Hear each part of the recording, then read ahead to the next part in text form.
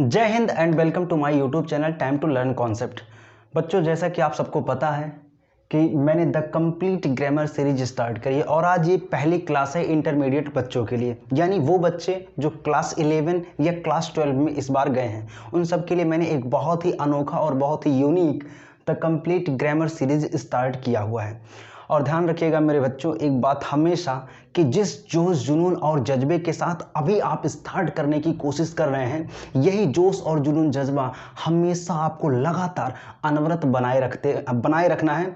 क्योंकि एक बात याद रखिएगा मेरे प्यारे बच्चों कि यूं ही नहीं मिलते तमन्नाओं के शहर, चलना भी पड़ता है मंजिल पाने के लिए।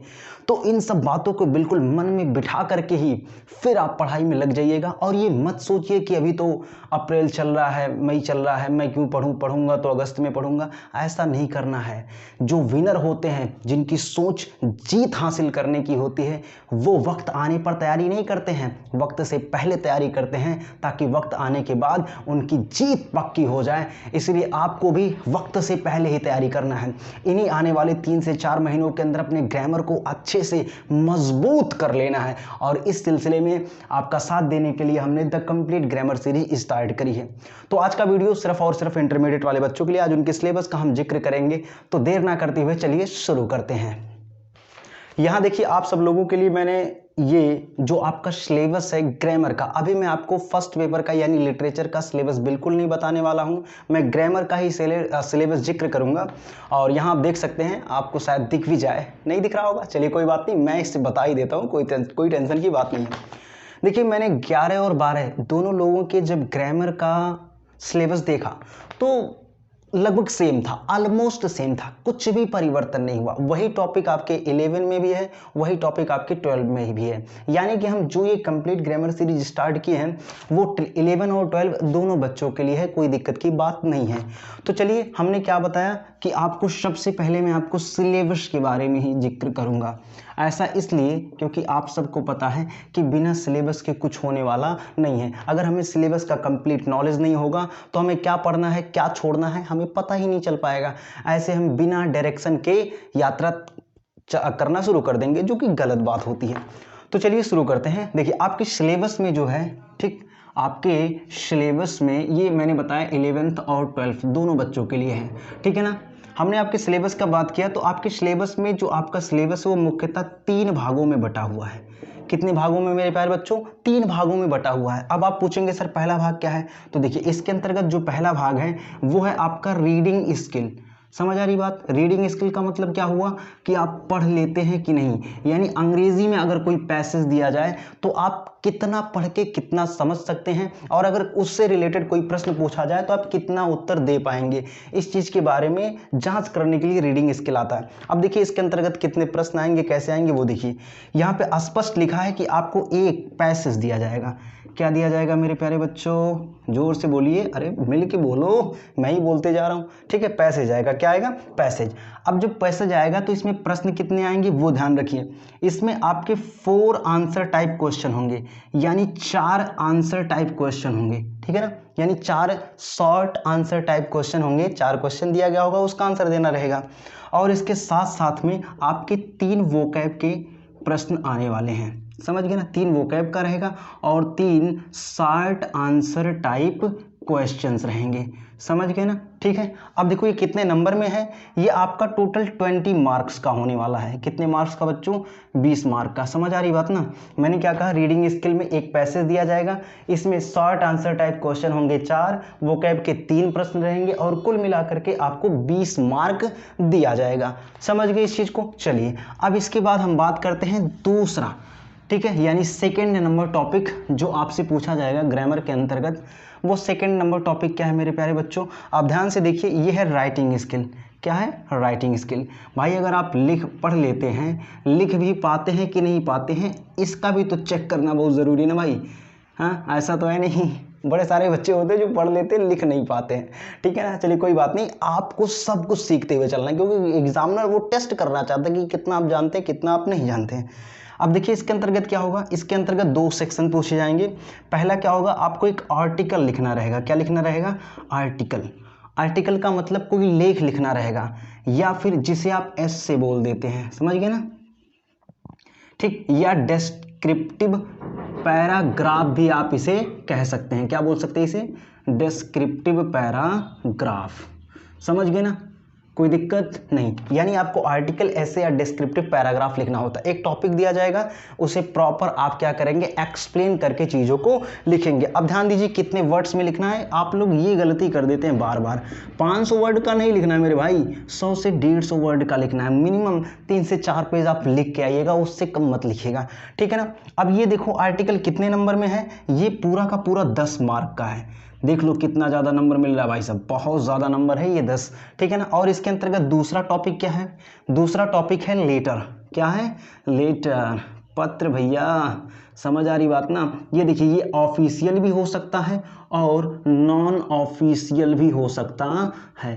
समझ आ रही बात ना, मैंने क्या कहा, ये ऑफिशियल भी हो सकता है और नॉन ऑफिशियल भी हो सकता है, दोनों हो सकता है। इसी को फॉर्मल इनफॉर्मल भी बोल देते हैं। ये भी आपका 10 मार्क्स का ही आने वाला है।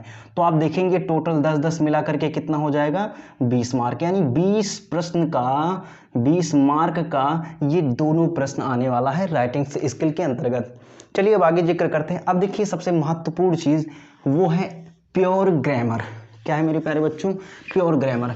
और ध्यान दीजिए आपके विद्यालयों में भी यही होता है, मैंने देखा भी है, मैं भी पढ़ाया हूँ विद्यालयों में, तो मैंने देखा वहाँ पे ग्रामर पर ज़्यादा फोकस करते हैं और बाकी रीडिंग स्किल, राइटिंग स्किल पर बड़ी प्रॉब्लम होती है, जो कि गलत बात है। हम सारी चीज़ों पर ध्यान देते हुए अगर पढ़ें तो शायद ग्रामर में पूरा मार्क हमें मिल जाए। समझ आ रही बात ना। चलिए देखते हैं। देखिए इसमें क्या होगा, इसमें 10 MCQs आएंगे पहला, ठीक है ना। इस ग्रामर पोर्शन के अंतर्गत आपको क्या दिया जाएगा, 10 MCQ दिया जाएगा। MCQ का मतलब समझ आता है, मल्टीपल चॉइस क्वेश्चंस। यानी एक प्रश्न होगा, उसके नीचे 4 आंसर दिए गए होंगे, जो सही होगा टिक करके चलाइए, बात खत्म, ठीक है ना। अब समझिए ये 10 MCQ और इसके साथ साथ very short answer type questions भी होगा। वो किस किस पर आधारित होगा वो ध्यान दीजिए। मतलब MCQ आप पूछेंगे, लेकिन किस टॉपिक से पूछेंगे वो समझिए, ये बहुत इंपॉर्टेंट है। पहला तो आपसे नरेशन से पूछा जाएगा। किससे पूछा जाएगा? नरेशन से। एक एक टॉपिक को बढ़िया से दिमाग में बैठा लीजिए और प्रॉपर नोट्स बनाते हुए चलिएगा। ऐसे हवाबाजी में पढ़ाई मत कीजिएगा, ठीक है ना। और अभी से आप डिसाइड कर लीजिए कि आपको क्या करना है, ठीक है ना। चलिए नरेशन हो गया। इसके बाद दूसरा टॉपिक है सिंथेसिस। दूसरा सिंथेसिस हो गया। तीसरा है ट्रांसफॉर्मेशन, ठीक है। ये क्या है हमारा? ट्रांसफॉर्मेशन। इसके बाद है सिंटैक्स, ठीक। इसके बाद देखिए दिया रखा है idioms and phrases. Idioms and phrases, ठीक। Phrases, antonyms, synonyms, synonyms. समझ आ रही बात ना। One word substitution, one word substitution, one word substitution, इतना हो गया ना। और इसके अलावा एक है लास्ट में होमोफोन्स। क्या है? होमोफोन्स। होमोफोन्स, अब देखिए इसमें जो भी टेक्निकल टर्म्स हैं जैसे transformation, narration, synthesis, idioms, phrases, syntax, one word substitution, homophones, ये सब बेसिकली होते क्या हैं, इन सब का हम पूरा डिटेल में चर्चा करेंगे ग्रामर जब पढ़ाना स्टार्ट करेंगे तब, ठीक है ना। अगली क्लास जो होगी वो ग्रामर से ही स्टार्ट होगी। और जो टॉपिक आप पढ़ना चाहते हैं वो आप कमेंट करके बताइएगा कि इनमें से कौन सा टॉपिक हम स्टार्ट करें सबसे पहले। चलिए और लास्ट में देखिए क्या पूछा जाएगा।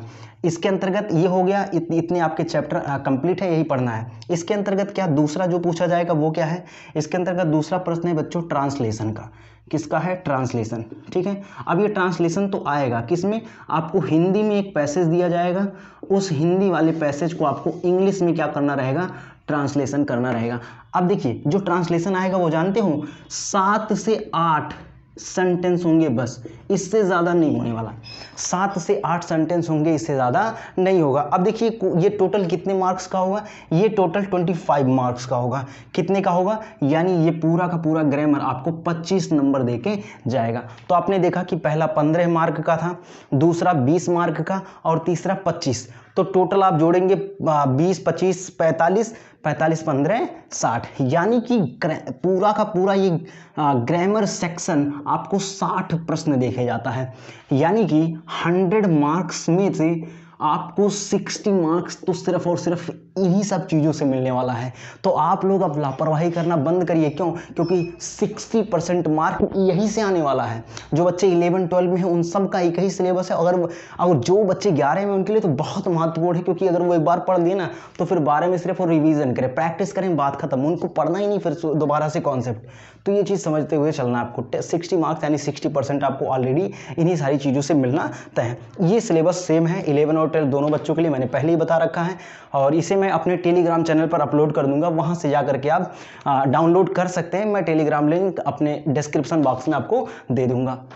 और ध्यान समझिए, इन सारी चीज़ों को बहुत ही प्रॉपर तरीके से नोट्स में आप कंप्लीट कर लीजिएगा, और आई होप आपको ये सारी चीज़ें बेहतर से समझ में आई होंगी।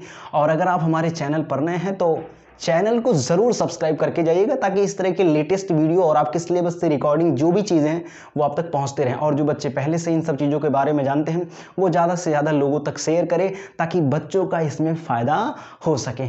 तो ऐसे ही आप हंसते रहिए, मुस्कुराते रहिए और पढ़ते रहिए हमारे साथ। माता पिता गुरुओं का सम्मान कीजिए। मिलते हैं नेक्स्ट क्लास में, तब तक के लिए जय हिंद।